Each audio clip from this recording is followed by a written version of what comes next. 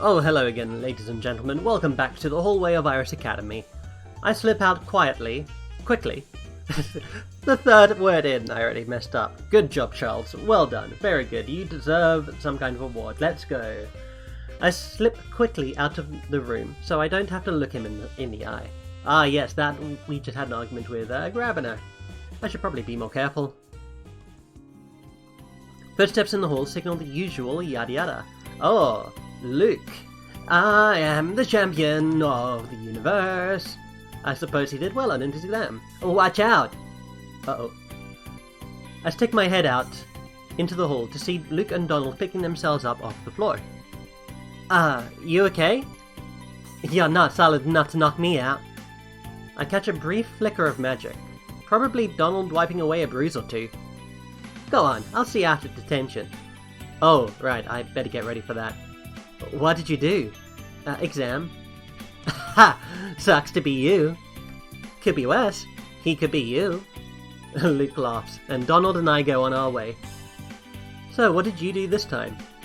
You know when they say that jelly salads look so gross it might grow a leg and crawl away? You put jam on salad? No, that's the thing in the cafeteria. Kind of see-through and wobbly, but with fruit bits in it. Americans call that a salad? Wait, what? That's a salad?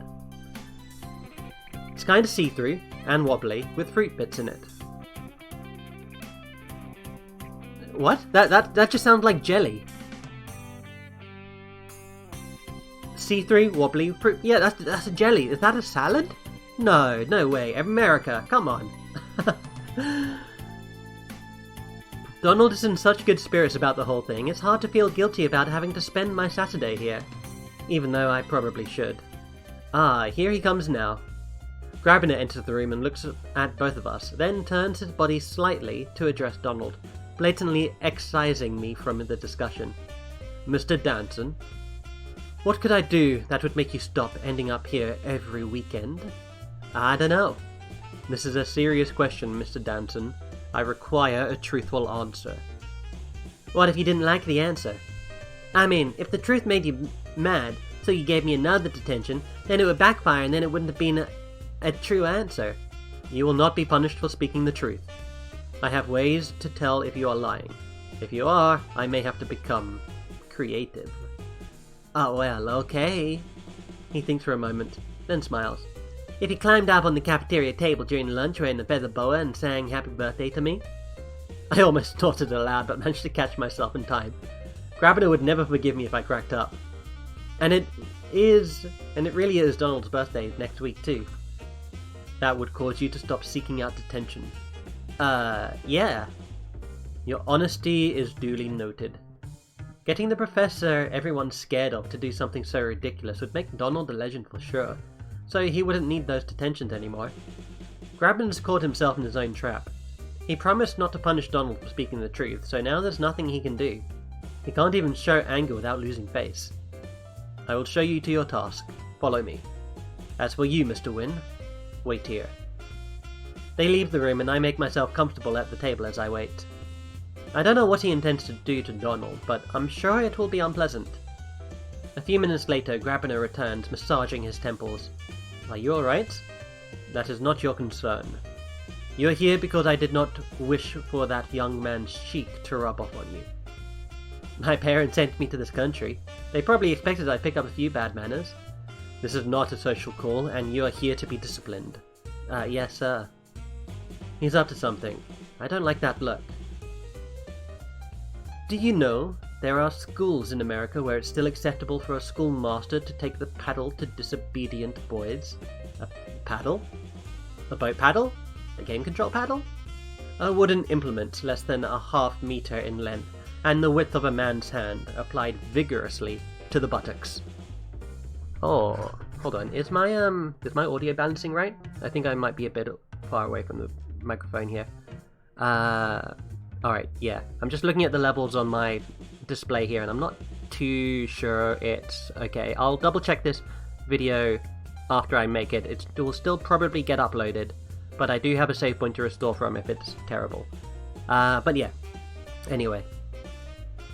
Wonderful. He can't take out his frustration on Donald. So now he's trying to intimidate me. But then, as you apparently enjoy causing yourself pain, such treatments might send the wrong message. Instead, let the punishment fit the crime. He hands me a pen and several sheets of paper.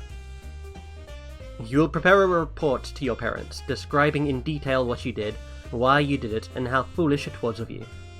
I will review your work, and if it is unacceptable, you will write it again. Ugh. Begin. Well, it won't write itself. It really isn't such a horrible task. I'm not even having to do any hard work, but it makes me feel stupid and awkward, especially when imagining my parents reading my words. And of course, he rejects my first attempt, possibly just out of principle. At last, when I've abased myself sufficiently, he takes my work from me with a nod. Acceptable. And with a wave of his hand, he incinerates it.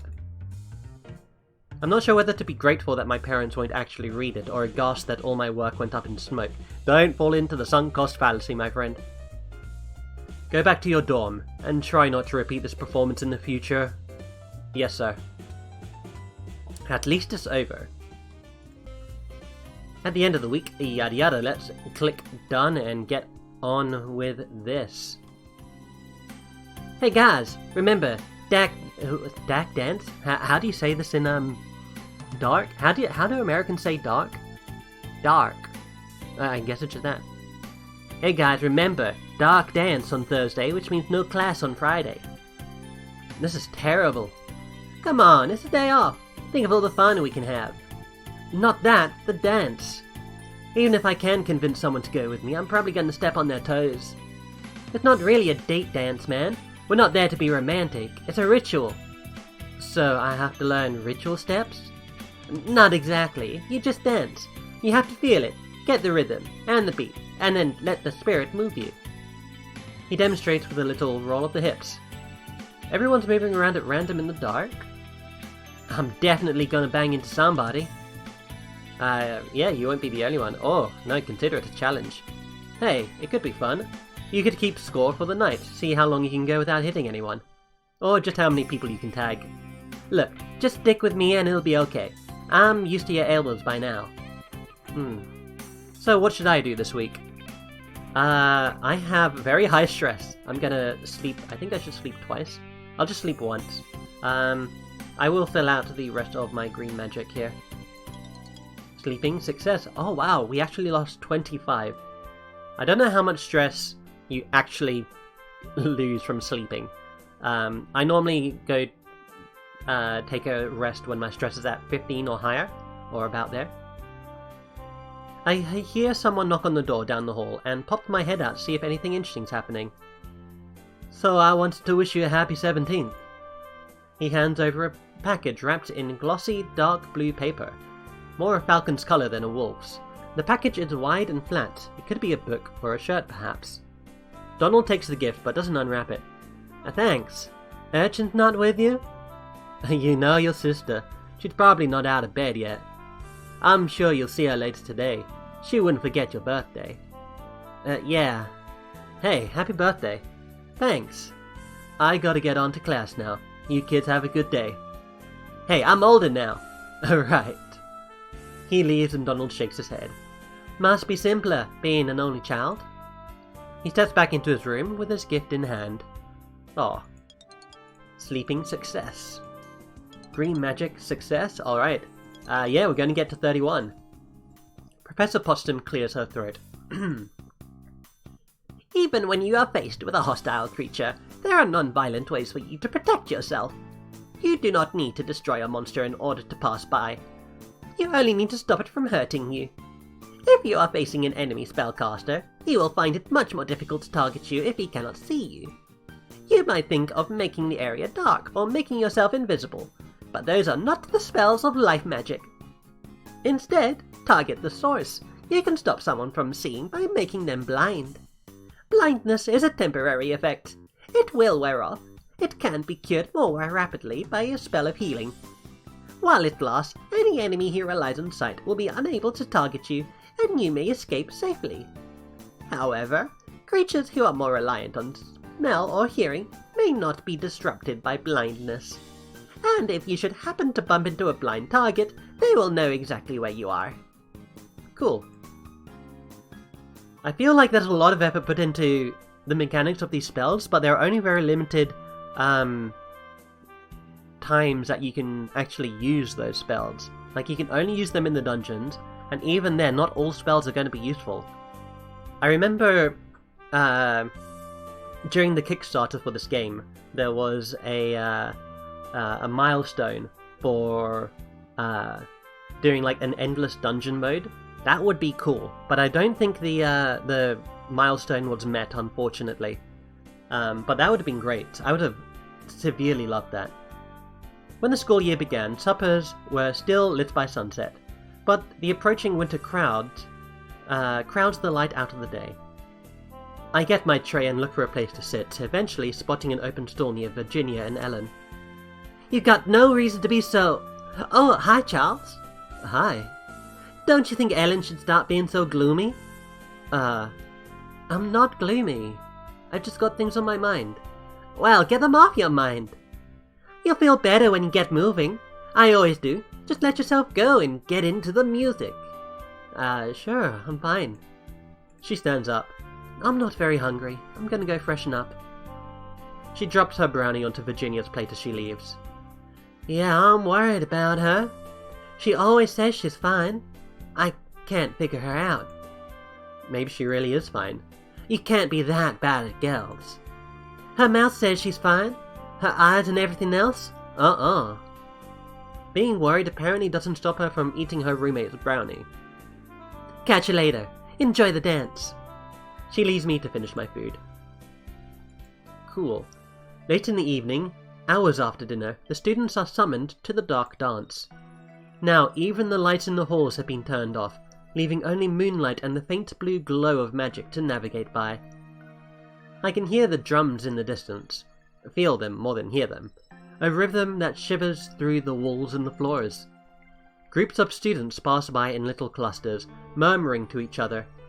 There is no rule against speaking loudly, as far as I know, but the atmosphere promotes a spirit of mystery. In the dark, it's hard to tell who is who, and even harder to tell what they are talking about. At least, until I hear a familiar voice. "Then why'd you say it?" "I didn't know what else to do. I was trying to push you away." Is that Ellen and Damien? I peek down a side corridor into the gloom. "You certainly did that." "I'm sure you've heard the stories by now. William will have made sure of that, about me and how I hurt people that get close to me. And it's true. Every bit of it is true. Everything I touch goes wrong. I didn't want that for you." It sounds like William was right. He's trying to twist things around to make her feel bad for what he did. "So you insulted me? You hurt me? To protect me? Ugh, that's stupid." "I know, I'm an idiot. I always have been. You're the clever one, Ellen. You're not like other girls. You're special. You're a wild seed, but you outshine every born witch. You see things in an instant. You're not afraid. You charge forward like a hero. You deserved better than to get mixed up with a villain like me."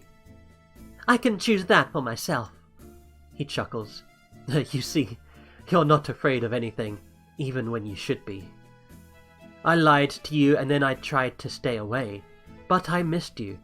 It hurt not talking to you, knowing that you thought I hated you. Knowing that, even when I sent you presents, you'd never imagine they were from me." "Presents? What presents?" The pie. From the Apple Festival." "You didn't give me a pie. Charles gave me a pie." "What?" "How did you find out about that anyway? Were you stalking me? You manipulated everything, don't you?" "You're just trying to steal the credit." "That's a lie." "Leave me alone, Damien." "Don't walk away from me." He reaches out and grabs her arm. "Hey!" I spoke without thinking, and now they're both staring at me. Maybe this was foolish, but I can't stand by and let that devil hurt a girl. "Take your hands off her."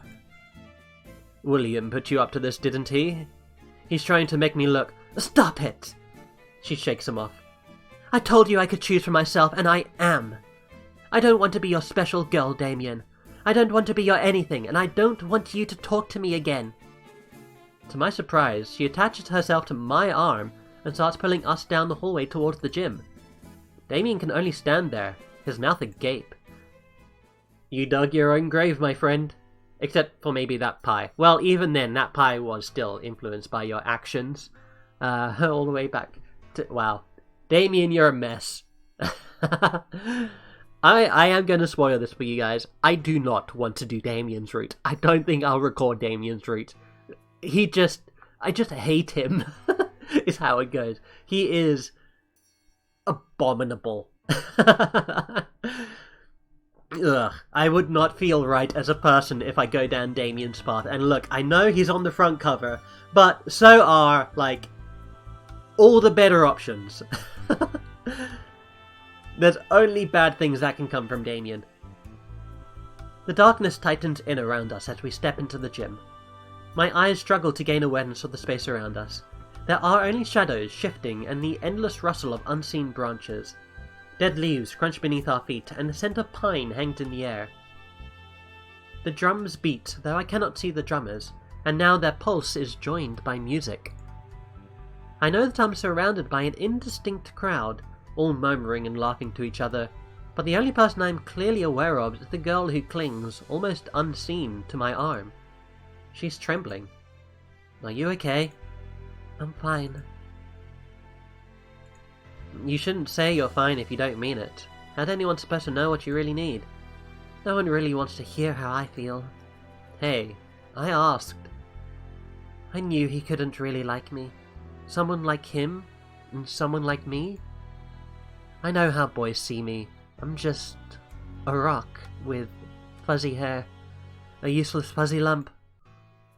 So why would someone like him be nice to me except as a way to make fun of me? She lets go of my arm. Sorry for using you. I thought he wouldn't follow me if I were with someone else. Sorry.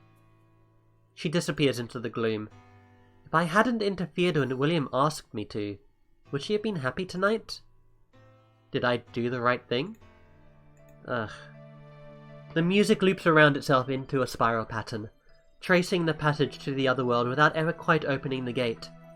It does not stop. It does not start. There are dancers around me, aren't there? Only silhouettes and suggestions, maybe there, maybe not. A chill autumn breeze caresses my cheek, carrying with it a warm curl of smoke. I sway carefully, trying not to impact the people around me, and the need for constant shifting moves me along the floor like a twig caught in a slow current. The night goes on, playing tricks with my sense of time. How long have I been here? I'm thirsty, but I'm not sure which way the nearest water would be. I turn towards the edges of the room, trying to reorient myself. A table set up by one of the walls contains a large rock bowl filled with water that ripples and burbles continuously, an enchantment keeping it flowing and fresh. There are no cups, so I have to dip my hands into the water and scoop out a mouthful, then shake my fingers dry. Thirst sated, I return to the dance and the night stretches on. I'm surprised he was able to do that completely in the dark. Let's see, how did he find this? Not sure. He turns toward the edge of the room. Okay, so he eventually finds it by following the walls. That's a good plan. A girl suddenly cries out, followed by a loud thud. There must have been a collision. People are pausing in confusion. I hear a male voice raised. Go about your business! The door to the gym opens and closes. Having been chat-sized, the students begin dancing again. No one wishes to risk the wrath of Grabiner, but I have to know, at least a little bit. I struggle against the flow and make my way out to the door so that I can peek outside. Both Grabiner and Potsdam are out there, and they appear to be arguing about something. Stretched out on the floor in front of them is a girl in snake-hole robes with black and red hair. Barbara? She looked like she's asleep, or unconscious. I don't know what happened, but this is probably not a good time to ask them. I'd better get back to the dance. I'm surrounded by friends and mysteries. and I danced the night away. I wonder, is Barbara... So, Barbara does a lot of the things that exclusively you do in the first game. Your Horsehall character. For instance, what? The Dark Dance is definitely one of them. There are other things as well that I'm forgetting, but I can't quite remember.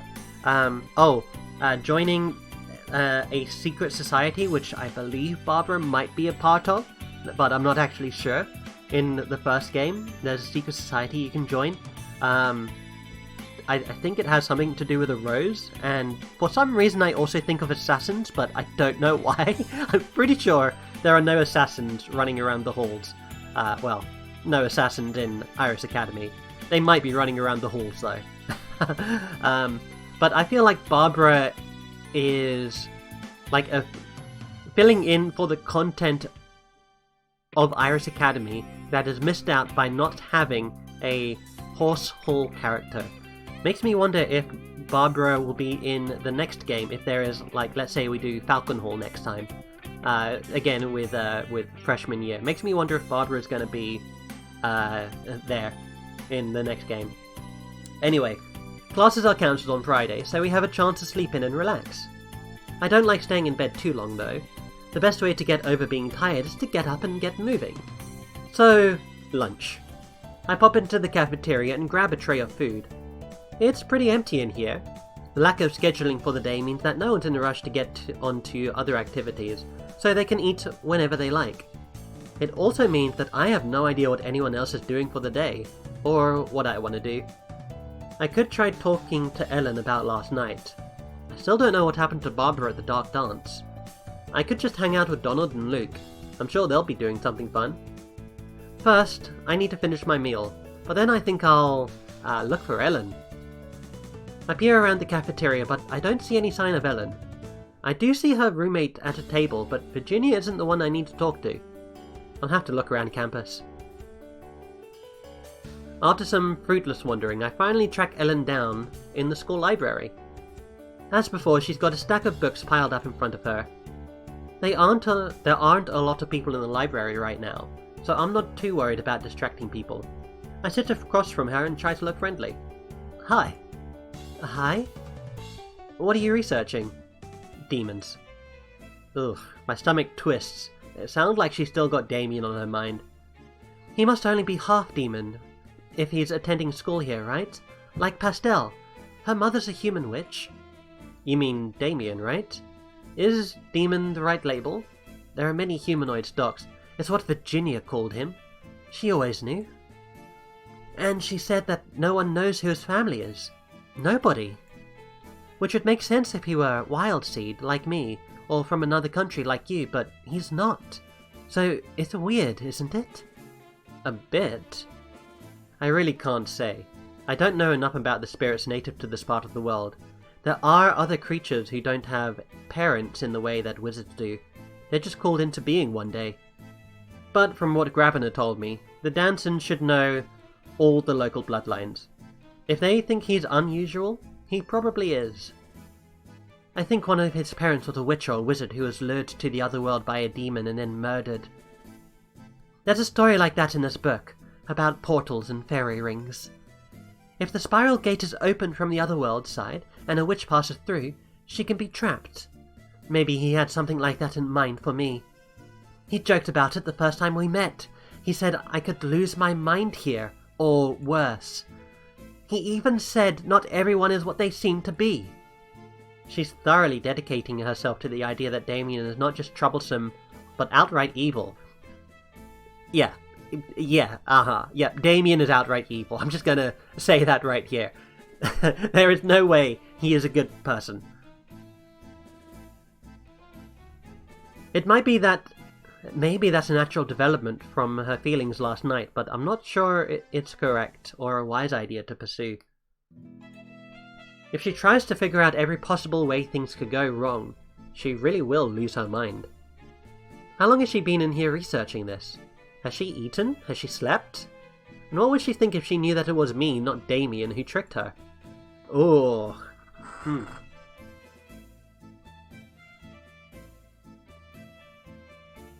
I don't remember which one I picked. I feel like I remember which one I picked, so I'm gonna go with that one. But I also feel like, since I know which one I picked, I have this impulse that I want to pick the other one. But, for the sake of trying to remain as consistent as possible, I am going to say I need to confess. She's already angry, and this isn't going to make her any less angry. But it's the honourable thing to do. Look, Ellen, there's something you should know. Like what? Well, you know Virginia's brother Williams was my senior, right? What about him? He and Damien have a bad history. Well, not just them. Damien's got a reputation for playing with people's hearts. I know. Virginia told me. Every time she saw me talking to him, she told me. Right. Well, William was worried about Damien leading you astray or something, and he didn't think lecturing you would help. Because I'm too pig-headed. Because Damien is really good at mind games. Or that's what William thought anyway. And that's why... that's why he asked me to interfere. Huh? I didn't do much, I promise. It's just that... Damien really did try to leave you a gift after the Apple Festival. And I stole it. What? So if the only reason you're so angry at Damien is that he lied about that, then... I can't believe you! You're worse than Damien! You make me think you were nice! It was wrong, I'm sorry. And you think I'm gonna forgive you just like that? No, but I needed to say it, what I did. The truth. You deserve it. You better not expect me to thank you. I shrug. I don't expect anything. You're not just saying that to make me feel sorry for you? Her suspicious glower almost makes me laugh, but I managed to hold it in. She'd really hate me if she thought that I was making fun of her now. What you do is up to you.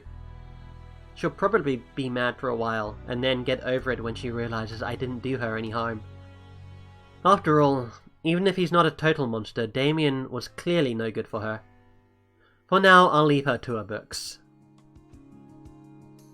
It's weird, I did play through Damien's route in the first game, and even then, like, despite how it turned out in the end, I still firmly put him in the evil camp.